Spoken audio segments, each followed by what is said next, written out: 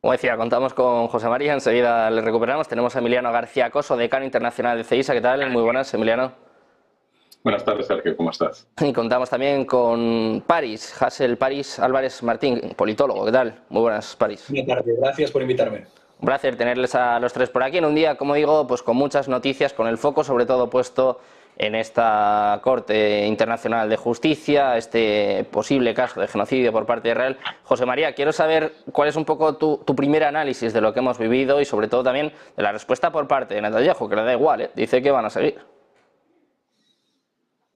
Bueno, la respuesta era de esperar y también la Corte Internacional pues ha hecho lo que se llama en términos así más jurídicos un split the baby, ¿no? O sea, por un lado ha reconocido su competencia y ha reconocido que tiene esa capacidad para poder investigar en el conflicto, pero por otro lado no ha ordenado el cese inmediato de lo que es el conflicto. Por lo tanto, tanto Sudáfrica puede decir que ha obtenido una gran victoria porque el tribunal puede comenzar su investigación y se da por facultada para ello. Y además Israel ha tenido que presentar determinada información para demostrar su buena fe y sus ganas de cooperar con el alto tribunal. Y por otro lado, Israel puede seguir con la operación porque no hay esta orden de cese. Y además, a esto hay que añadir que cualquier investigación puede tardar años en completarse, años en resolverse, años en que haya algún dictamen, años en que haya algún tipo de resolución por parte del tribunal. Por lo tanto, bueno, se va a tomar por ambos lados como algo positivo y bueno, pues esto al final el tribunal pues ha decidido optar por esta vía. Quiero saber también tu opinión. Siempre se habla, ¿no?, de vencedores y de vencidos, ganadores y perdedores. En este caso, ¿se puede decir que ha sido un empate? O cuéntanos un poco, ¿cuál es un poco tu punto de vista? No, todas las pretensiones de Sudáfrica no han sido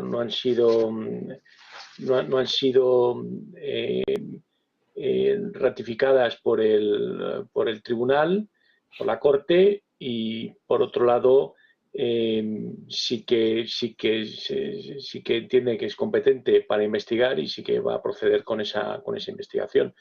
Y prueba de ello, y prueba de que Israel está cooperando con la Corte, es decir, que Israel no se ha escondido, Israel al revés. Israel ha protestado enérgicamente e Israel ha puesto a disposición de la Corte unos documentos, una información que es sensible, que era confidencial hasta que la ha puesto a disposición de la Corte en relación con el conflicto y con operaciones de lo que ha sido la intervención en Gaza. Yo creo que son buenas noticias de que dos Estados miembros sujetos al acuerdo internacional de la Corte Penal, pues uno de ellos ha denunciado, el otro se está defendiendo, pero no ha habido ninguna resolución por la que Israel tenga que decir ahora mismo tengo que retirar mis tropas de Gaza, tengo que dejar o de cesar lo que es la intervención en Gaza. Por lo tanto, ahí, por así decirlo, Sudáfrica, que ha sido la que ha interpuesto esta denuncia, le puede saber a poco y por otro lado le puede saber a mucho. Puede ser una victoria que puede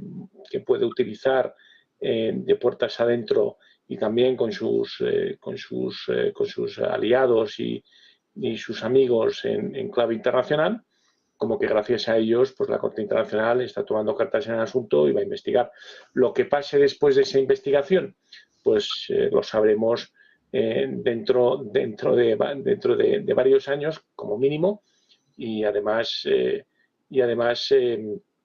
pues bueno, aquel dictamen, pues muy probablemente este conflicto en concreto pues haya pasado a ser historia, ¿no?, cuando llegue esa resolución final. ¿Cómo lo has visto tú? Hablaba de vencedores y de vencidos, de un posible empate. ¿Cómo has visto esta resolución por parte de la Haya? Sobre todo si es un balón de oxígeno para Netanyahu, que, como decía al principio, está cada vez más presionado con Estados Unidos, sobre todo teniendo en cuenta las elecciones que cada vez están más cerca, pues está también ahí metiendo un poquito de prisa, ¿no? Pues para mí ha sido absolutamente decepcionante porque, teniendo en cuenta que la Corte Internacional es el máximo intérprete y garante del derecho internacional, pues debería haber sido más contundente. Y cuando digo decepcionante, hay un precedente. O sea, recordemos que en un caso también en el marco de la Convención de Genocidio del 48, cuando Ucrania solicita medidas provisionales contra Rusia, en marzo del 2022, el tribunal es sumamente contundente. Ordena a Rusia suspender inmediatamente la invasión, controlar que las fuerzas regulares y irregulares no lleven a cabo más actos y emplaza a ambas partes a no incrementar la tensión. Y aquí, por el contrario, con ese lenguaje tan sumamente medido, pues simplemente le dice que tiene que prevenir posibles actos de genocidio, que en su caso tiene que castigar a las tropas que puedan cometer actos de genocidio y digamos que lo único así positivo es que tiene que aliviar toda la presión que hay sobre Gaza desde el punto de vista humanitario. Por lo tanto, pues si ya de por sí la situación a nivel internacional era bastante débil desde el punto de vista que nadie paraba los excesos de las tropas israelíes sobre Gaza, pues ya con esta decisión, por mucho que dentro de un mes Israel tenga que presentar un informe de cómo ha ido cumpliendo las medidas provisionales adaptadas por la Corte Internacional de Justicia, pues en ningún momento se le dice que tiene que suspender inmediatamente las operaciones sobre Gaza y sobre Cisjordania. Por lo tanto, pues no sé de qué se queja el primer ministro Netanyahu, porque en el fondo es una gran victoria. ¿Qué es lo que va a tener que hacer ahora? Simplemente cambiar, que ya ha empezado a hacerlo por la presión de Estados Unidos, el cómo está operando en Gaza, porque todo el mundo se olvida de Cisjordania, y por lo tanto, pues en lugar de hacer bombardeos masivos que no diferencian, de hecho, a la vez que estaban dictando o leyendo las medidas provisionales, seguían bombardeando Khan Yunis y matando a civiles. Por lo tanto, bueno, no creo que cambie mucho, buscarán tratar de decorarlo y maquillarlo, pero en el fondo es una victoria para Israel, porque si dentro de un mes no cumple, pues supongo que lo llevarán al Consejo de Seguridad y de nuevo Estados Unidos, con ese derecho de veto, pues se impedirá cualquier tipo de resolución por parte del Consejo de Seguridad de Naciones Unidas para tratar de imponer medidas mucho más efectivas, puesto que hasta ahora con los 3 vetos que lleva por parte de Estados Unidos ha sido imposible y cualquier resolución de la Asamblea General no tiene ninguna fuerza vinculante. Es decir, que creo que Netanyahu hoy estará feliz a pesar de que acusa a la propia Corte Internacional de Justicia de que tiene un corte antisemita, que es el argumento que ahora mismo nadie puede hablar nada de Israel porque automáticamente te acusan de antisemita, cuando habría que ver qué hacen ellos con 1,9 millones de gazatíes allí muriéndose de hambre. Bueno, desde luego que una resolución bastante controvertida. París, quiero saber también tu opinión. Parece que dicen, dejen de hacer el genocidio, al menos un poco, ¿no? Por lo menos paren un poco. No sé cómo lo ves tú, quizás un poco suave esta resolución por parte de la Haya, París. Pues sí, podría interpretarse, tiene elementos de victoria y elementos de derrota. Tú nos has preguntado por los vencedores y los vencidos. Me gustaría que antes de poder resolver esa cuestión hay que tener muy claro cuáles son los actores en liza para decidir quién va ganando y quién va perdiendo. ¿Es esta una querella entre Sudáfrica e Israel? Realmente no. Israel, de hecho, ha intentado utilizar como argumento deslegitimador de este caso el hecho de que no hay ningún conflicto abierto entre Sudáfrica e Israel como para que Israel sea denunciada por Sudáfrica. Entonces, Sudáfrica tiene un componente simbólico en esta batalla, en tanto, por un lado, que miembro de los BRICS y representante de lo que llaman el sur global, las naciones de África y del resto de continentes del hemisferio sur, y también lo que tiene de país heredero del apartheid, de una política de segregación étnica que ahora, en una carambola de la historia, enjuicia a otro país acusado de segregación étnica, 75 años de segregación étnica, casi 60 de ocupación y casi 20 de bloqueo de Gaza, ¿verdad? Tiene esa carga simbólica y una carga simbólica adicional de que Israel es encausado por una convención de genocidios que fue originalmente aprobada para la cuestión del genocidio de los judíos en el Holocausto, ¿no? Entonces, Sudáfrica tiene ese peso simbólico, pero realmente no es esta una querella entre Sudáfrica e Israel.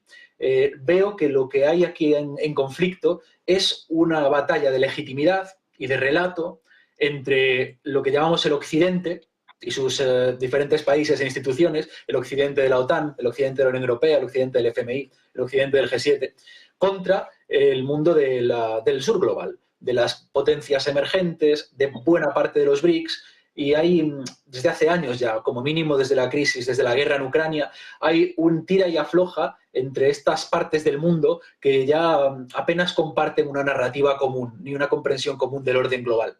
Entonces, lo que hay aquí de fondo es eso, es las potencias del sur y las potencias alternativas a Occidente intentando cuestionar el relato que tiene Israel como un país fundamental del eje occidental, el relato de legitimidad que tiene Israel en sus actos de guerra. Establecido esto, ¿cuáles son los vencedores y cuáles son los vencidos? Para responder rápidamente. Digamos que yo creo, a mi entender, cualquier movimiento que haga ahora la Corte de Justicia Internacional, que es entendida en buena parte del mundo como una institución con una inclinación, con un sesgo hacia Occidente, su capital está en Occidente, está en La Haya, sus países fundadores fueron los aliados. Es decir, esa sospecha que hay en el mundo de que la Corte se escora hacia los intereses occidentales se va a ver confirmada sí o sí. Concluyo y resumo. Si el fallo es favorable a Israel, el resto de naciones del sur global van a entender que el sesgo que tiene la Corte la hace de alguna forma ilegítima y no representativa de la justicia internacional. Es decir, Occidente va a perder. Occidente va a perder si la Corte protege o intenta ser suave con Israel.